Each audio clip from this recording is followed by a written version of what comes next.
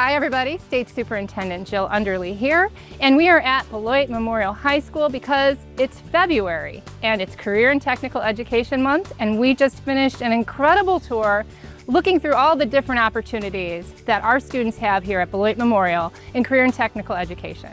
In the hospitality classroom, the students were grilling chicken and they were filling cannolis and everything that they made from scratch. The kids, you can tell they're just really engaged, and even some of them said, I might not go into culinary arts, but I'm learning a life skill.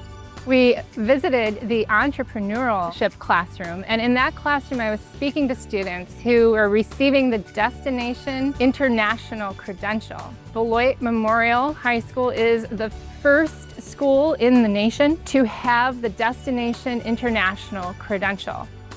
In the building and construction trades class, they frame out sheds, and then they learn how to plumb the shed and do electricity, HVAC, and drywall.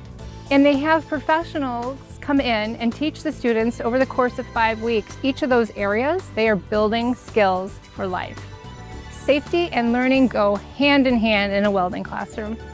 Students are learning skills that nobody can take away from them. And so students get exposure to all kinds of trades. Career and Technical Education, or CTE, is incredibly important for our students. It not only keeps them engaged in school, it helps them find their passion, and it helps prepare them for the workforce or college, you name it.